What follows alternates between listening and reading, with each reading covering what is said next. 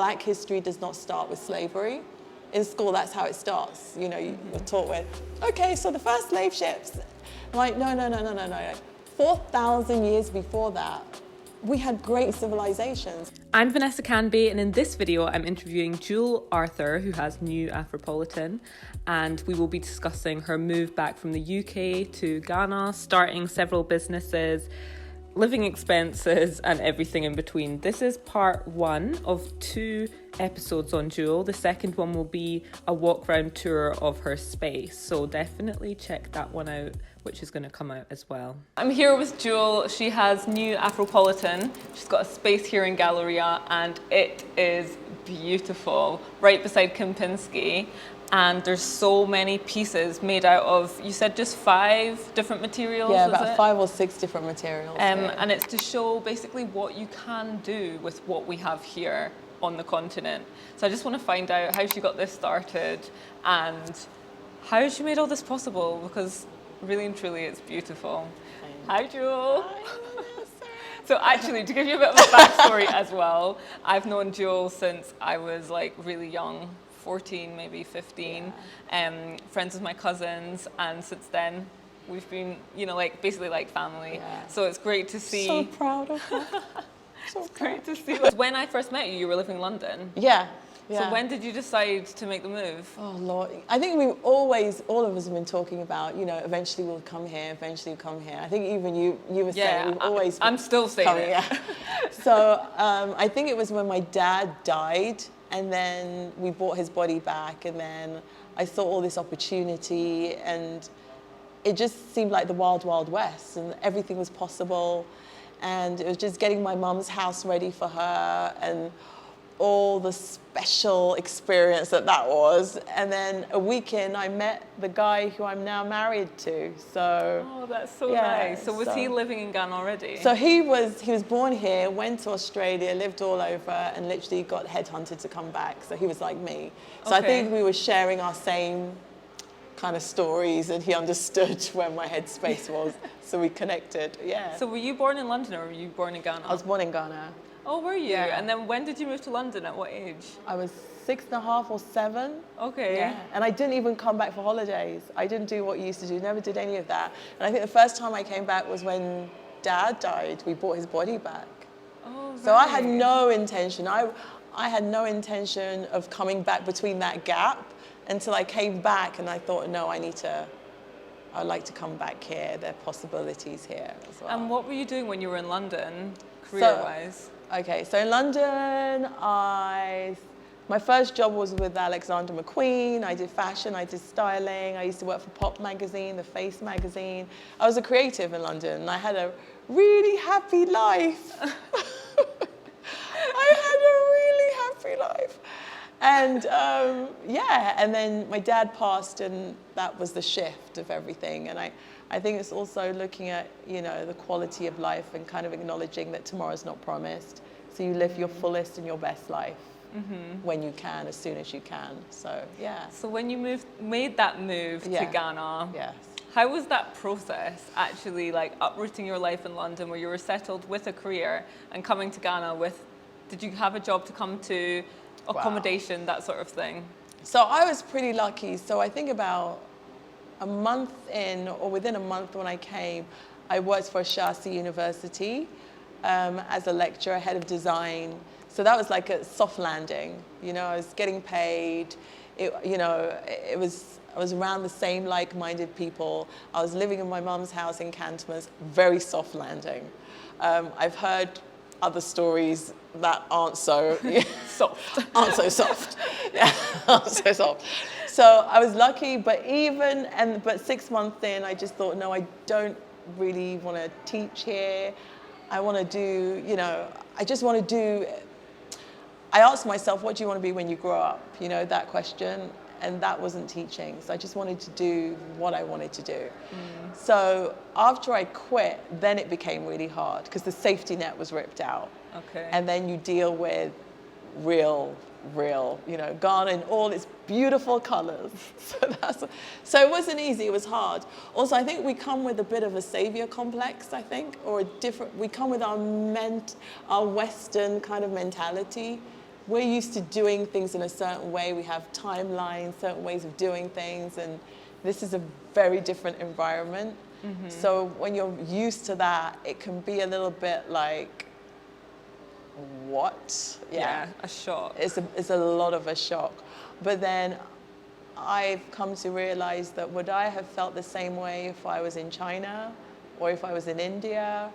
No, so I have to treat it like that, you know, almost walk into that new environment and then learn. Okay. And it was a humbling process. Yeah. And did you start your own business at that point? I tried a few businesses. So after I was teaching, then I worked for a few advertising agencies. Then I started my own advertising. This is all within the space of like a year or 2 years. Because here, wow.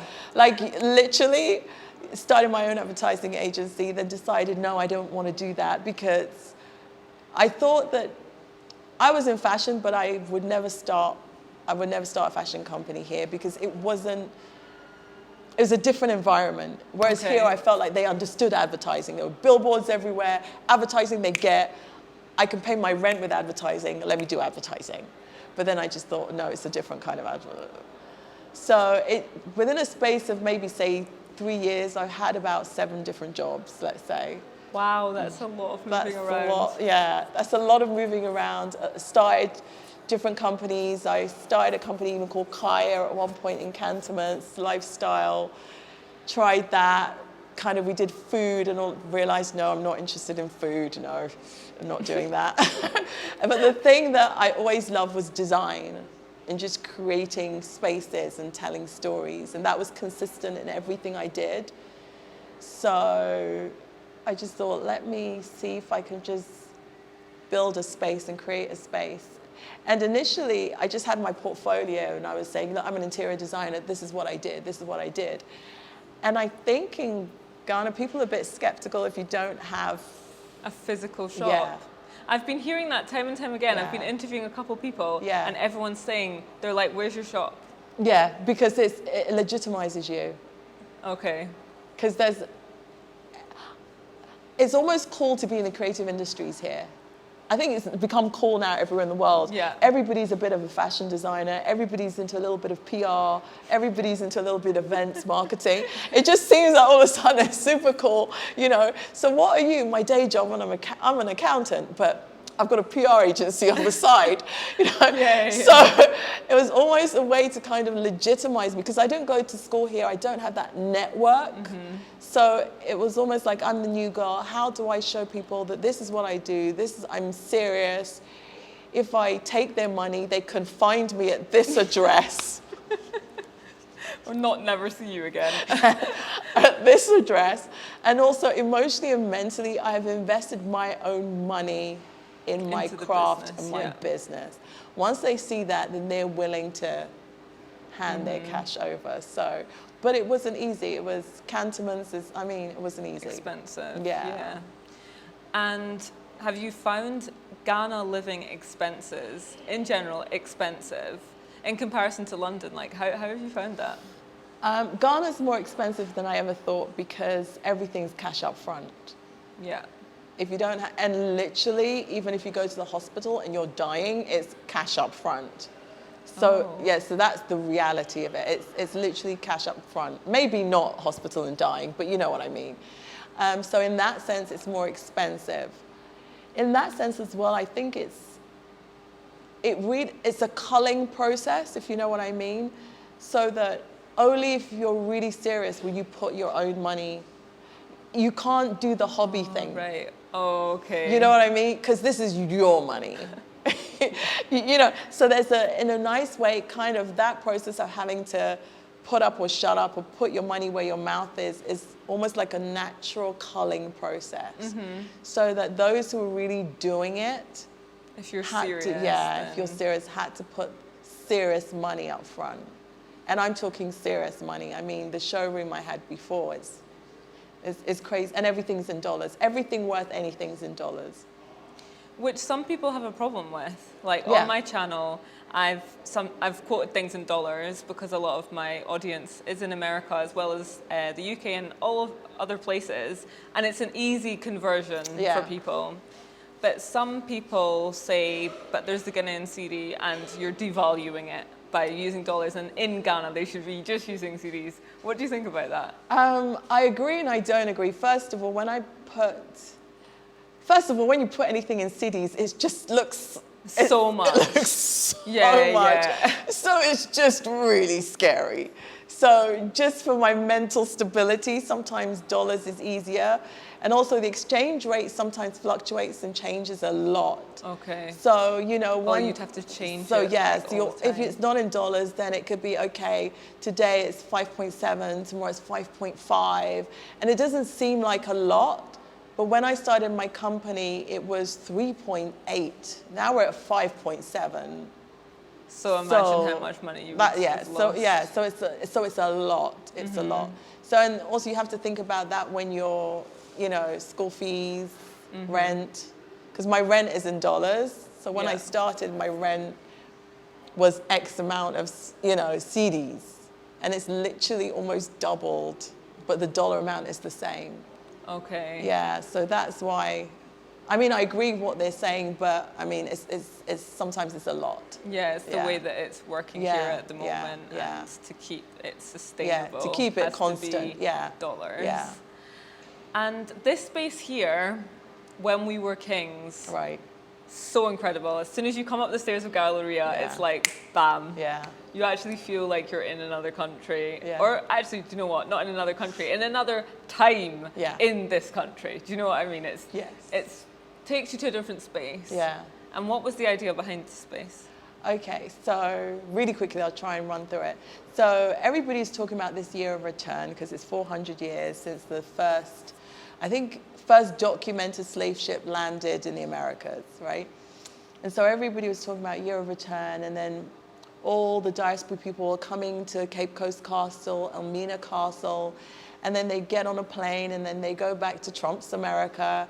And for me, I was like, okay, so they're coming from one trauma to another trauma. So what's the thing? After all the parties and all the talks and all the sightseeing, what's the thing? What's the thing that makes them think there's hope or there's more? So I thought, okay, Cape Coast Castle is very visceral. It's very, you can still smell it, the smell, the heat, the scent. And so I thought, okay, let me create a counterbalance to that. Let me create a space that does the exact opposite of what that castle does, built by us, for us, from us. So, and also it's really important to me that people know that Black history does not start with slavery. In school, that's how it starts. You know, you're taught with, okay, so the first slave ships. I'm like, no. Like, 4,000 years before that, we had great civilizations. We had great monarchies of Timbuktu, Alexandria, kingdoms of and the Ashanti. You know, we had these great civilizations. So why can we wipe out 4,000 years and just focus? Because it almost keeps us in that victim narrative. Yeah. Not that I don't respect it, but I think it's really important to also see the whole picture. So I know a lot of people go, yeah, we were kings. Yeah, we were kings. We used to be kings. We used to be kings. Saying it's one thing, but being in a space where you touch it, you feel it, you smell it, you experience it is very different. So my gift to my brothers and sisters was to actually create an Asian African kingdom that they could step in, walk through, touch, smell, taste, to kind of remember who the hell they used to be. Magnificent, gorgeous kings. And the treasures that this place has are all the treasures that we see every day. And also to tell them that we're surrounded by treasure still. So that was why we did this. Because most of your products here are made from the land, like every day. Materials from the land. Yeah. So you were talking about this being banana leaves. Yeah. and the wood. what are those? And like the hairs, the mohairs of like the horse hair. Yeah, so literally strings, stone, duck feathers, chicken feathers. We're still surrounded by magic, I think, and that's what, it was really important for me to let people see that.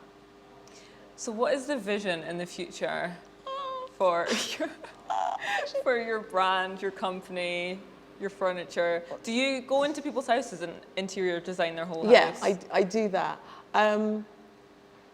I'm a bit of a, see, I like telling stories, and I keep telling people I'm more a storyteller than an interior designer. So when you're dealing with clients' interior design, you're more kind of dealing with their brief, their styles, what they prefer. They're very clear what they like. And sometimes I find that very difficult. I would rather do a hotel. Okay, because then you've got the creative. Then you've got the creative, yeah. To do a hotel, do a thing, and then people can come and experience it. But so I've learned that, and I've had to learn that about the kind of creative I am. So in terms of storytelling, and my background is fashion design, so this could easily have been a fashion show, as well as an interior show. Oh, yeah. As well as a restaurant. It could have been, the same story could have been told, but different tools. So what do I want to do when I grow up? What do I want to do? I'm open to doing anything. I want to tell more stories. I think it's important to tell more African stories. If I can do that through spaces or experiences or product or fashion collections or jewelry, I'm open. And I want to collaborate with creatives, African creatives, because I think there's so many of us, but we're working in our silos. Yeah. Yeah. People are scared to collaborate a lot of the time. But actually there's room for everyone. There's room for everyone. Yeah. And there's some great photographers and great sculptors and great designers that I've met. And it's quite nice to, you know, I think it's the beginning of something. And I'm quite open, yeah. So what is the process of one of your pieces? Is everything made in Ghana and sourced in Ghana? No, and I'm not gonna lie, it's not, because I'm not that brave. Okay. And I'm not that strong. So do you design the pieces? So or do you have a team of designers? Okay, so what I do is I'm a bit of a control freak. So when I have my story, I'm very clear how I want to tell my story. Because if I was in London, so before I was a designer, we had factories like in Turkey, in Portugal, in Italy, in Shanghai. So I could just design anything and they could just make it. Ghana is a little bit different. So what I do is I will find a craftsman who maybe is doing jewelry, right? And they're really good at doing jewelry. And before, when I started, I would say, okay, I don't want you to do jewelry anymore. I want you to do this. And then I will mess them all up. Now I don't do that. I just say, I want you to do jewelry, but I want this shape or this. So they're still working within their comfort zone. Their craft. Their craft, what they know, what they've mastered. But I'm going to turn it into something else. Oh, right. Do you get what I'm saying? Yeah. So I don't necessarily tell them this is going to be a table. Okay. I just say, listen, I want this to be a square, finish it beautifully, varnish it, make sure it's flat on top. Because the concept of the table might not be this, it might be it needs 4 legs and a... So, yeah, so sometimes it's even the narrative and the... Because if I told them that something like that was going to be a table, that's a whole different... So, and that's something I've had to learn and something, you know, so sometimes it's like, okay, I want this to be a circle. That's it. That's it. So just simple. Just really simple. And not that they need it to be simple or I need it to be simple, but it's just cleaner, it's easier, and they get it. And I get it. And then whatever I title it in the end, that's up to me. Yeah. Because it could actually be anything. It could be a stool. Exactly. Could be a table. Exactly. Yeah. Exactly. But the minute you say, you know, this is a table, then it's a whole different conversation about where's the 4th leg. And I'm not really ready for that conversation because life is too short. Okay. But in the most gorgeous of ways. So, yeah. And you've got your son here who's just gorgeous. How is family life in Ghana? I think Ghana is the best place for a child to grow up in the world now. I do. He gets to keep his innocence for the longest time. He eats organically. He chases butterflies and puppies. Everybody in the neighborhood looks after him. It literally does take a village. He gets to be a baby. He gets to be a kid. You know, I don't need to think about where is he at? What's he, you know, has he gone to the corner? Has he? And he gets to eat really, like, I'm into trying to be as healthy and organic as possible. So he's picking mangoes off the tree, and so incredible. I mean, it's the best like I can give him. So, and he's in the sun, and he's playing, and yeah. So. Do you see yourself here for the long term? Wow. I see myself here for as long as it loves me back. Okay, that's nice. Yeah, I'll put it like that. Ghana's home. Ghana will always be home. I'll always, you know, but I don't know. I don't even mind this being my base, and I travel and I come and I travel. Okay, that, yeah. I mean, that also, I think that more than anything, because I just see, if you can have your home and your family and your friends and your people, Ghana's the best place in the world. But you've got to almost find yourself, find those things that root you. You know, get your career sorted, get your friends sorted, get your family sorted, and then nowhere in the world beats it. Yeah. That's an amazing place to end. Yeah. Thanks so much for chatting to me today, Jewel. Thank you, Vanessa. So proud. Thanks so much for watching this video, and don't forget to hit that subscribe button if you haven't already, and if you have, thank you so much. And if you have any comments about this video, then just write them down in the comments. And don't forget that there's going to be a part 2 of this, which is a walk round of her space in Galleria. So definitely check that out. And if you press the bell beside the subscribe button, you'll get a notification when that comes out. Thanks. Bye.